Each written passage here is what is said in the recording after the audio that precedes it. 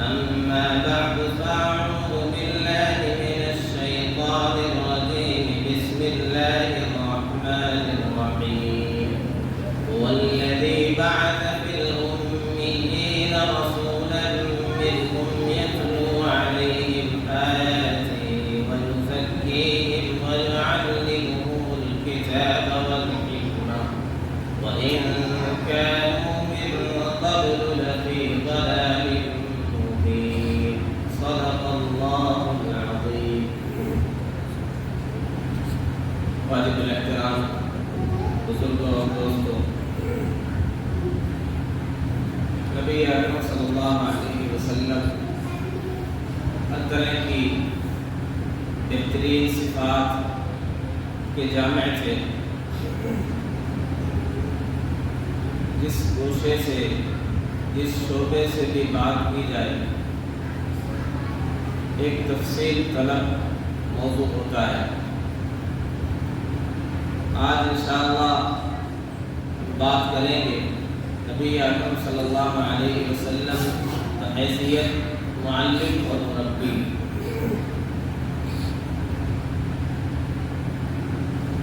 ہمارا یہ ماننا ہے، ہمارا یہ عقیدہ ہے، پیارے آقا صلی اللہ علیہ وسلم سب سے بہترین معلم اور مربی تھے.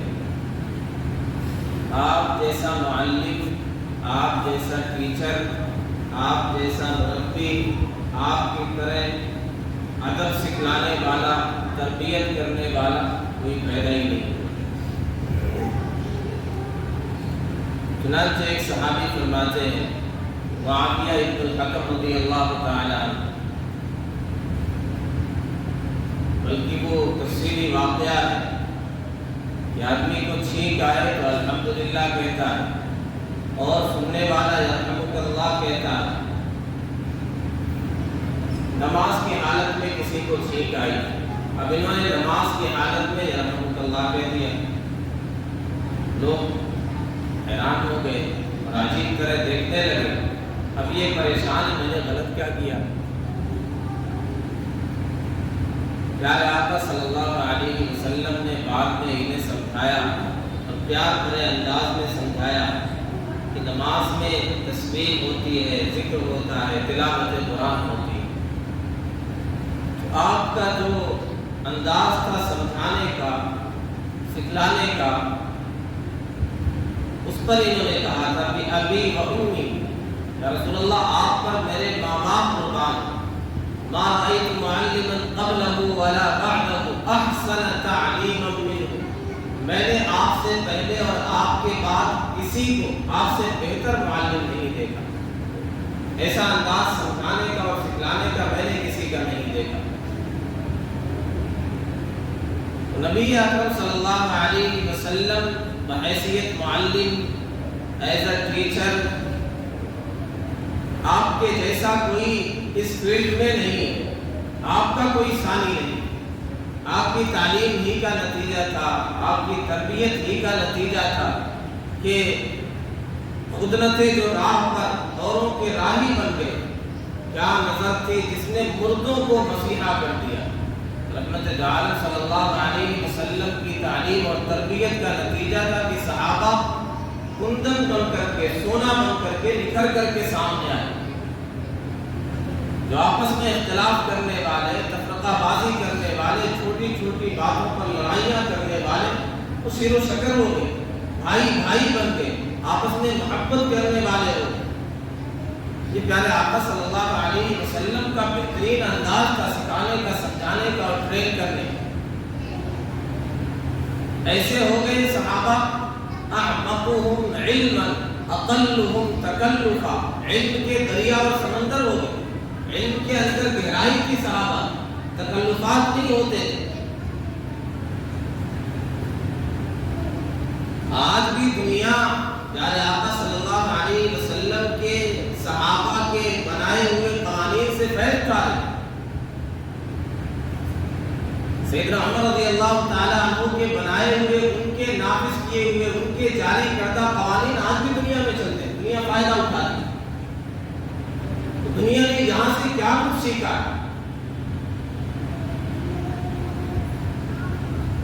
پیارے آقا صلی اللہ علیہ وسلم کے بارے میں، یہ تو ایک صحابی کی گواہی میں نے دی، ایک عیسائی مورخ، پوئٹ، محقق، سائنسداں الفونسے دے لا مارٹن فرانس کا، اس نے کہا کہ if the greatness of purpose, smallness of means and astonishing result are the criteria of genius man, who could dare compare any great man in history with Prophet Muhammad sallallahu alaihi wasallam. یہ تین چیزیں اگر معیار ہے کسی genius کو پرکھنے کا، کسی عظیم شخصیت کو، کسی غیر معمولی قابلیت والے شخص کو پرکھنے کا، یہ ذرائع کی قلت ہے، ذرائع اور ریسورسز بہت کم ہیں، اور پرپس اور مقصد اور منزل بہت عظیم ہے، تخیلات بہت بلند ہیں، مقصد بہت عظیم ہے، اور ذرائع کی قلت کے باوجود، ریسورسز کی قلت کے باوجود نتیجہ بالکل حیران کن ہے۔ یہ اگر یہ معیار اس بارے میں اگر دیکھا جائے، کوئی کسی کا مقابلہ ہی نہیں، کوئی گریٹ مین ہو، کوئی عظیم شخصیت ہو، پیارے آقا صلی اللہ علیہ وسلم سے کوئی مقابلہ ہے ہی نہیں، کوئی کمپیئر نہیں ہو سکتا۔ جہاں اسباب و آج تو ہر فیلڈ میں، ہر میدان میں اسباب و وسائل کی کثرت ہے۔ آج کوئی ٹیچر ہے، کوئی پڑھانا چاہتا ہے، بہت سے اسباب ہیں، بہت سے وسائل، بہت سے آلات۔ اس دور میں ظاہر ہے یہ اسباب و وسائل اتنی کثرت نہیں تھی، یا تھے ہی نہیں، اس کے باوجود اتنی قلیل مدت میں اتنا بڑا انقلاب برپا کر دینا، اور ایسی ایسی غلط عادتیں، شراب مثال کے طور پہ جو ان کی گھٹی میں پڑی ہوتی، ہر محفل میں، ہر مجلس میں، ہر دعوت میں لازمی ہوتی، ضروری ہوتی، ایک لمحے میں پیارے آقا صلی اللہ علیہ وسلم کا کیا بہترین انداز تھا، جب آپ نے کہا تو مٹکے توڑ ڈالے، جو منہوں تک آ گئی تھی شراب اسے پھینک دیا، نالوں میں شرابیں بہ رہی تھی، اور ہم سے سگریٹ نہیں چھوڑی جاتی، ہم سے تمباکو نہیں چھوڑی جاتی، ہم سے گل منظر نہیں چھوڑا جاتا، ہم سے ہماری یہ چھوٹی چھوٹی یہ چیزیں نہیں چھوڑی جاتی۔ وہاں تو شراب جو بالکل یعنی رسیا ہوا کرتے تھے، عادی ہوا کرتے تھے، گھٹی میں پڑی ہوئی، وہ چھوڑ دیا۔ پیارے آقا صلی اللہ علیہ وسلم کی تربیت اور تعلیم کا نتیجہ۔ تو بہرحال اپنوں کی گواہی، غیروں کی گواہی، ہر ایک نے اعتراف کیا ہے اور مانا ہے کہ پیارے آقا صلی اللہ علیہ وسلم سے کسی کا کوئی مقابلہ ہے ہی نہیں۔ اس لیے بہترین معلم ہونے کے لیے سب سے پہلے کیا ہونا چاہیے؟ خود علم ہونا چاہیے، اور رحمت عالم صلی اللہ علیہ وسلم تو امی ہے۔ لوگ پریشان ہو جاتے ہیں، نبی کے لیے امی ہونا ایک طرح سے معجزہ ہے۔ آپ کہیں بستہ لے کر کے کسی اسکول، کسی مدرسہ نہیں گئے، اللہ نے تربیت کی، اللہ نے تعلیم دی، علمنی ربی فاحسن تعلیمی، میرے رب نے مجھے سکھلایا، بہترین تعلیم ملی۔ ادبنی ربی، میرے رب نے مجھے ادب سکھلایا ہے، اس سے بہتر ادب کون سکھلا سکتا ہے؟ جو تعلیم ڈائریکٹ اللہ سے ملی، جو ادب ڈائریکٹ اللہ سے ملے نبی کو، اس سے بہتر کوئی معلم کیسے ہو سکتا ہے؟ نبی سے بڑھ کر کے کوئی معلم اور مربی ہو ہی نہیں سکتا ہے۔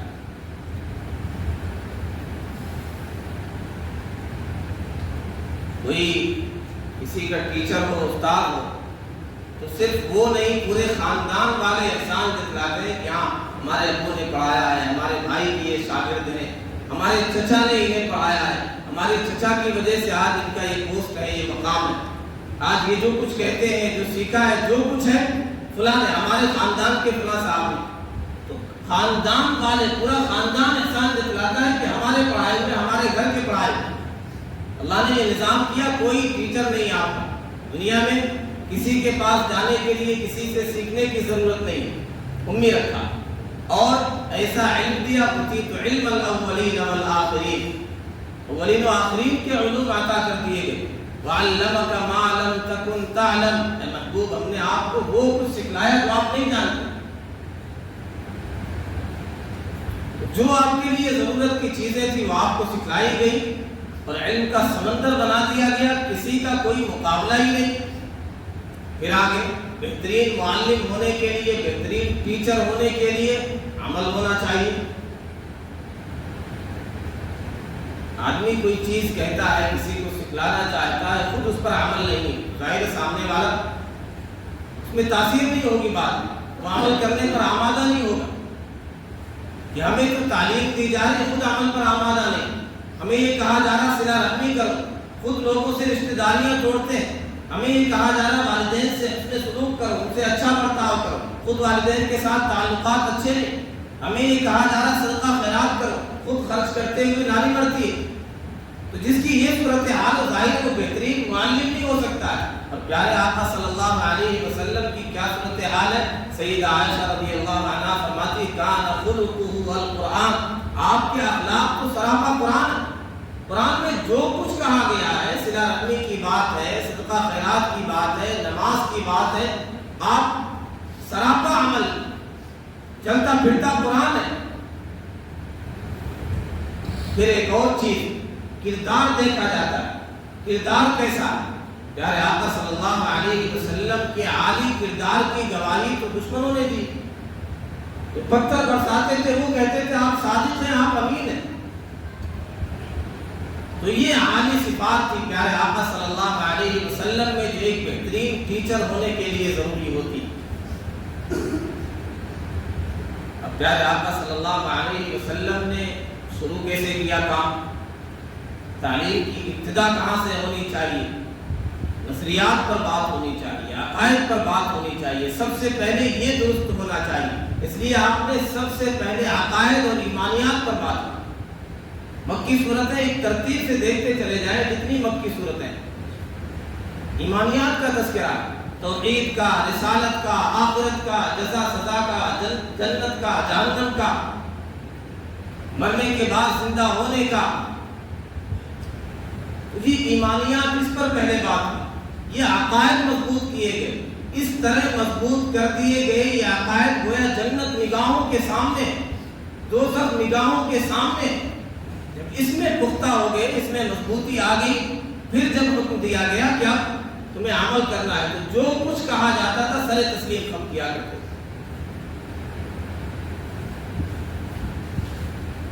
یہاں عقائد پہ زور نہیں دیا جاتا ہے، عقائد پہ بات نہیں ہوتی. بچپن ہی میں بچے کی ولادت کے موقع پر کیا سکھلایا گیا؟ اذان کہنی. دائیں کان میں اذان ہے، بائیں کان میں اقامت ہے، تکبیر کہنی. کیوں؟ یہ کیا ہے؟ یہ عقائد مضبوط کرنا. یہ توحید کی صدا اس کے کان میں سب سے پہلے ڈال دیں. اللہ ایک ہے، اللہ سے ہوتا ہے، اللہ کے علاوہ کسی سے کچھ نہیں ہوتا ہے. بڑا اللہ ہے، دنیا بڑی نہیں ہے، مال بڑا نہیں ہے. یہ عقائد مضبوط کیے جائیں. اپنے اولاد کو اللہ، اس کے رسول کی محبت سکھلائی جائے. علموا اولادکم حب اللہ و حب الرسول. یہاں سے کام کیا جائے، پھر اثر پڑے، پھر انقلاب آئے. آج بچوں میں عقائد مضبوط نہیں کیے جاتے، اللہ رسول کی محبت ان کے دلوں میں نہیں ڈالی جاتی ہے. پھر آگے چل کر کے اسکولوں میں جاتے ہیں، کالجز میں جاتے ہیں، دنیاوی ماحول میں جاتے ہیں، اسی میں ڈھل جاتے ہیں. کہیں بھی گمراہی کے گڑھے میں جا کر کے گر سکتے ہیں اگر بچپن میں عقائد مضبوط نہیں کیے. کہا گیا بچوں کو قرآن سکھلاؤ، اللہ رسول کا عشق ان کے دلوں میں پیدا کرو، توحید سے محبت ان کے دلوں میں پیدا کرو، شرک سے بیزاری اور نفرت ان کے دلوں میں پیدا کرو، قرآن سے محبت ان کے دلوں میں پیدا کرو، قرآن سکھلاؤ. اور آگے بڑھیں. پیارے آقا صلی اللہ علیہ وسلم نے جب اعمال پر بات کی، جب سکھلایا تو انداز کیا ہوتا تھا، کیسے سکھلایا کرتے تھے. آج بھی مختلف انداز ہیں، گرامیٹیکل انداز ہوتا ہے، سوالیہ انداز ہوتا ہے. کہا جاتا ہے جو آپ سکھلانا چاہتے ہیں اسے دکھلا کیوں نہیں دیتے، چیزوں کو ویژوالائز کر کے سمجھایا جائے تو بہت اچھے سے بات سمجھ میں آتی. یہ سارے طریقے پیارے آقا صلی اللہ علیہ وسلم نے اختیار کیے۔ مثال کے طور پہ نمبرنگ کے ذریعے سے، تعداد کے ذریعے سے، بہت سی احادیث ہے۔ آپ نے ارشاد فرمایا اربع من کن فیہ کان منافقا خالصا، 4 چیزیں جس میں ہوگی وہ پکا منافق ہوگا۔ آپ نے گنتی کے ذریعے سے، عادت کے ذریعے سے سکھلایا۔ اذا حدث كذب واذا اؤتمن خان واذا عاهد غدر واذا خاصم فجر، جب امانت رکھی جائے تو اس میں خیانت کرے، جب بات کرے تو جھوٹ بولے، جب وعدہ کرے تو وعدہ خلافی کرے، جب لڑائی جھگڑا ہو تو گالی گلوچ پر اتر آئے۔ آپ نے فرمایا ثلاث من کن فیہ وجد بہن حلاوۃ الایمان، 3 چیزیں جس میں ہوگی وہ ایمان کی حلاوت پالے گا، ایمان کی چاشنی پالے گا۔ تو جا بجا آپ نے 3 چیزیں، 4 چیزیں، اجتنبوا السبع الموبقات، 7 ہلاک کرنے والے گناہوں سے بچو۔ نمبرنگ کے ذریعے سے، تعداد کے ذریعے سے، گنتی کے ذریعے سے آپ نے سکھلایا ہے، تعلیم دی۔ سوال کے ذریعے سے آپ نے سوال رکھے ہیں، آپ نے سوال کے جواب پوچھے ہیں۔ سیدنا معاذ بن جبل رضی اللہ تعالی عنہ کو آپ نے جب بھیجا یمن کا گورنر بنا کر کے، تو آپ نے ان سے پوچھا۔ کبھی اس طرح کہ آدمی کسی سے پوچھے، پھر وہ جو جواب دے گا تو وہ چیز ذہن نشین رہے۔ آپ نے کہا کہ تم یمن جا رہے ہو، کیسے فیصلہ کرو، تمہارے پاس معاملات آئیں گے۔ انہوں نے جواب دیا کہ اللہ کی کتاب کے ذریعے سے، قرآن کے ذریعے سے فیصلہ کروں گا۔ آپ نے کہا اگر تمہیں اس میں نہ ملے، فرمایا آپ کی سنت ہے، حدیث ہے، اس کے ذریعے سے فیصلہ کروں گا۔ فرمایا اس میں بھی نہ ملے، فرمایا اجتہد، میں اجتہاد کروں گا اور پوری کوشش کروں گا، اجتہاد کے ذریعے سے فیصلہ کروں گا۔ آپ نے اللہ کا شکر ادا کیا، الحمدللہ الذی وفق رسول اللہ بما یحب و یرضی۔ تمام تعریف اس اللہ کے لیے ہے جس نے رسول کے قاصد کو اس بات کی توفیق دی کہ وہ اس کے ذریعے سے فیصلہ کرے جس سے اللہ اس کا رسول راضی۔ کبھی یہ بھی کیا کرتے تھے، ایک بہترین معلم ہونے کے لیے طلبہ کے سامنے، اسٹوڈنٹ کے سامنے، اپنے بچوں کے سامنے کبھی سوال ڈالا جائے کہ وہ اپنے ذہن کو دوڑائیں، وہ غور کریں، وہ سوچیں۔ مثال کے طور پہ صحیح بخاری کی روایت ہے،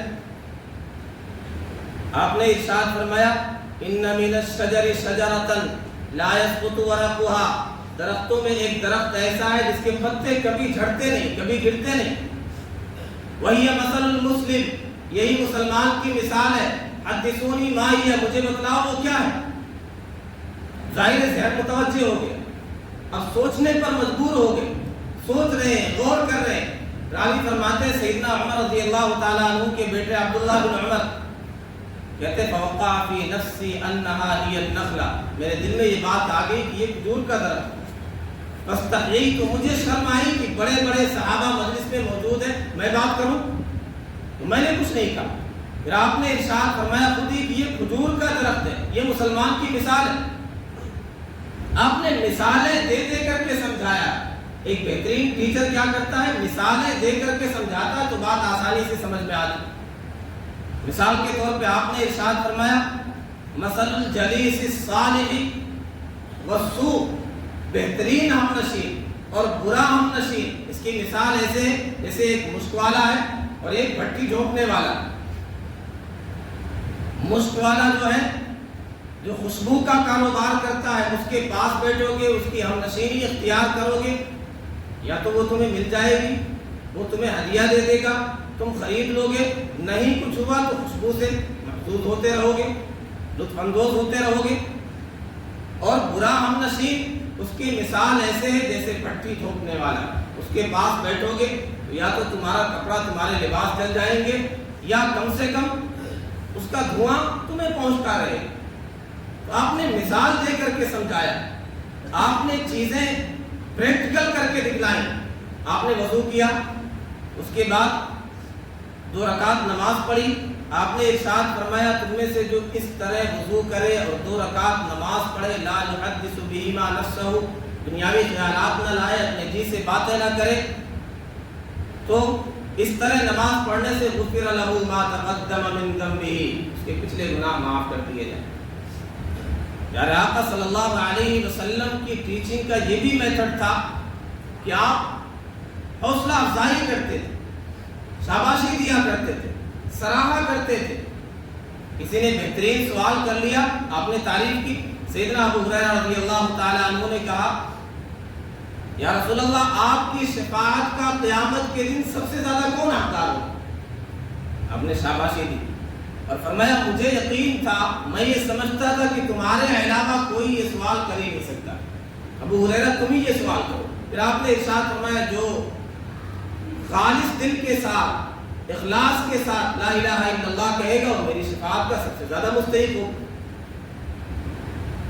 یہ جو کہتے ہیں ویژوالائز کر کے دکھلانا، سمجھانے کے لیے، بچوں کو ذہن میں ذہن نشین کرانے کے لیے سامنے رکھنا، دکھلا دینا۔ پیارے آقا صلی اللہ علیہ وسلم نے یہ بھی کیا ہے۔ آپ ایک جگہ سے گزر رہے تھے، ایک کوڑے دان ہے، گندگی کا ڈھیر ہے، وہاں پہ ایک بکری کا بچہ مرا ہوا پڑا ہے، اس کے کان بھی کٹے ہیں۔ آپ نے صحابہ کو روکا اور فرمایا میرے صحابہ یہ بتاؤ تم میں سے کون اس بچے کو خریدنے کے لیے تیار ہے؟ 1 درہم میں کون خریدے؟ صحابہ نے کہا کون اسے خریدے گا؟ مردار بھی ہے، بکری کا بچہ ہے، مردار ہے، عیبدار ہے، کون خریدے؟ آپ نے کہا مفت میں کون لے گا؟ پھر بھی نفی میں جواب آیا کوئی لینے کے لیے تیار نہیں، اس کی حیثیت کیا ہے؟ آپ نے فرمایا اس دنیا کی حیثیت اس بکری کے مردار اور عیبدار بچے سے بھی زیادہ گئی گزری، اتنی بھی حیثیت نہیں دنیا کی جتنا اس کی ہے۔ ہم نے کبھی اس طرح سمجھایا اپنے بچوں کو؟ کبھی اس طرح ہم نے بھی تعلیم دی؟ دنیا کی بے ثباتی، دنیا کی بے حیثیتی، دنیا کا فنا ہونا کبھی ہم نے اپنے بچوں کو اس طرح سکھلایا ہے؟ ظاہر جب اس طرح سکھلایا جائے گا پھر ہمیشہ کے لیے ذہن میں وہ چیز سخت ہو جائے گی، نقش ہو جائے کہ دنیا کی یہ حیثیت ہے، یہ حقیقت۔ ایک مردار بکری کے مرے ہوئے بچے، عیبدار بچے سے بھی زیادہ گئی گزری دنیا، ایسی دنیا، ایسی حقیر۔ ہم کیا کرتے ہیں اپنے بچوں کے سامنے ہائے دنیا، ہائے دنیا، ہائے پیسہ، پیسہ ہرنے والی مشین بنا دیتے، اس لیے وہ بھی جیسے ہی بڑا ہوتا ہے ہمیں ٹھوکر مار کے کنارے ہو جاتا ہے۔ جب دنیا ہی سکھلایا ہے، دنیا کی محبت دل میں بسائی، تو دنیا ہی اس کے پیش نظر ہوگی، رشتوں کی اہمیت نہیں ہوگی، آخرت کی اہمیت نہیں ہوگی، اللہ رسول کی اہمیت نہیں ہوگی، پھر وہ کہیں بھی گڑھے میں جا کر کے گر سکتا ہے۔ پیارے آقا صلی اللہ علیہ وسلم نے جا بجا سکھلایا لوگ سونے چاندی جمع کریں، تم یہ جمع کرو، میں تمہیں اونٹ، جو قیمتی اونٹ، جو گابن اونٹنیاں ہوتی تھی، 10 ماہ کی گابن اونٹنیاں، انتہائی قیمتی، آپ نے فرمایا میں اس سے زیادہ قیمتی چیز نہ بتلاؤں؟ تم 1 آیت 2 آیت 3 آیتیں سیکھ لو، اس سے زیادہ قیمتی ہے۔ تو اس انداز سے پیارے آقا صلی اللہ علیہ وسلم نے سمجھایا۔ کسی چیز کو سمجھانے کے لیے کسی سے ایسوسیٹ کر کے اگر سمجھایا جائے تو بہت آسانی سے بات سمجھ میں آتی ہے۔ پیارے آقا صلی اللہ علیہ وسلم نے یہ بھی انداز اختیار کیا۔ آپ نکلے، پتجھڑ کا موسم ہے، ایک درخت کی ٹہنی آپ نے پکڑی، اسے ذرا سی حرکت دی، اس کے سارے پتے جھڑ گئے۔ آپ نے کہا سلمان دیکھ رہے ہو، جب آدمی 5 وقت کی نماز پڑھتا ہے تو جیسے یہ درخت کے پتے جھڑ گئے، 5 وقتہ نمازیں پڑھنے سے آدمی کے گناہ ایسے جھڑ جاتے ہیں۔ اب ظاہر آدمی جب اس طرح سمجھایا گیا تو کبھی بھول نہیں سکتا، تو کسی چیز سے ملا کے کوئی چیز سمجھائی جائے تو اچھے سے یاد ہو جاتی ہے، ذہن نشین ہو جاتی ہے۔ مثال کے طور پہ کہیں پہ حادثہ ہوا، آدمی جب بھی پہنچے گا تو وہ سارا منظر نگاہوں، چاہے 50 سال کے بعد پہنچے کہ ہاں جہاں پہ یہ حادثہ ہوا تھا، یہ ایکسیڈنٹ ہوا تھا، یہ پل ہے جہاں پہ اس طرح لاش پڑی، تو کسی چیز سے ملا کے جو سمجھایا جاتا ہے تو وہ چیز ہمیشہ کے لیے نقش۔ اپنے بچوں کو اس طرح سمجھائے، اس طرح ان کی تعلیم و تربیت کیا کریں۔ تو یہ ساری چیزیں پیارے آقا صلی اللہ علیہ وسلم سے دنیا نے سیکھی۔ آپ نے ارشاد فرمایا 5 نمازوں کی مثال ایسے ہے، تم میں سے یہ بتاؤ، تم میں سے کسی کے گھر کے دروازے پر کوئی نہر ہو، یغتسل فیہ کل یوم 5 مرہ، اس میں 5 مرتبہ غسل کرتا ہو، ہل یبقی من درنہ شیء، کیا اس کا کچھ میل کچیل باقی رہ جائے گا؟ صحابہ نے کہا نہیں، کچھ بھی میل نہیں رہے۔ آپ نے فرمایا فذالک مثل الصلوات الخمس، یہ 5 نمازوں کی مثال ہے. جو اس طرح دن میں 5 مرتبہ نماز پڑھے گا تو اس کے جسم پر، اس کے اوپر کوئی گناہ نہیں رہ جائے، گناہوں سے پاک صاف ہو جائے. اسی طرح پیارے آقا صلی اللہ علیہ وسلم نے اس طرح بھی تعلیم دی، اس طرح بھی سکھلایا. مہینہ کیسے ہوتا ہے، کتنے دن کا ہوتا ہے. آپ کا یہ انداز ہوتا تھا، پڑھا لکھا عام آدمی، شہری دیہاتی کوئی بھی آسانی سے سمجھ سکتا ہے. آپ نے مہینے کی تعداد اور گنتی بتلاتے ہوئے آپ نے کہا الشہر ہاکذا وہاکذا وہاکذا، پھر آپ نے کہا الشہر ہاکذا وہاکذا وہاکذا، یعنی 3 بار آپ نے اس طرح اشارہ کیا کہ 10 انگلی دکھائی تو 30 ہو گیا. دوسری مرتبہ جب آپ نے اشارہ کیا تو فرمایا الشہر ہاکذا وہاکذا وہاکذا، 1 انگلی آپ نے بند کر لی تو فرمایا مہینہ یا 29 کا ہوتا ہے یا 30 کا ہوتا ہے. تو یہ پیارے آقا صلی اللہ علیہ وسلم کا انداز تھا سمجھانے کا اور اس طرح تربیت کرنے کا. پیارے آقا صلی اللہ علیہ وسلم کا یہ بہترین انداز تھا. آپ کا بہترین معلم اور مربی ہونا، اس کے نتیجے میں صحابہ علم کا سمندر ہو گئے اور اخلاق ان کے عالی ہو گئے. جہاں بھی گئے لوگوں کے دل بدلتے چلے گئے، زندگیوں میں انقلاب آ گیا. آج ہم بھی اس انداز سے اپنے بچوں کی، اپنوں کی تربیت کریں گے، انہیں اس طرح سے تعلیم کریں گے، انہیں اس طرح سے ٹرین کریں گے تو انشاءاللہ بہت اچھا نتیجہ سامنے آئے گا. پیارے آقا صلی اللہ علیہ وسلم معلم بنا کر کے بھیجے گئے تھے. امتیوں میں بھی یہ شان ہونی چاہیے کہ ہم معلم بنے، ٹیچر بنے اور ہر ایک کی یہ ذمہ داری بتلائی گئی. ان میں سے ہر شخص ذمہ دار ہے، نگہبان. ہر ایک کی ذمہ داری اپنے ماتحتوں کے حوالے سے. والدین سب سے پہلے معلم ہوتے ہیں اپنے اولاد کے لیے. تو اگر یہ چیزیں ہمارے پیش نظر ہوں گی تو اپنے اولاد کی، اپنے ماتحتوں کی ہم بہترین تربیت کر سکیں گے. اللہ رب العزت والجلال کہنے سننے سے زیادہ عمل کرنے کی توفیق عطا فرمائے. وآخر دعوانا الحمدللہ رب العالمین.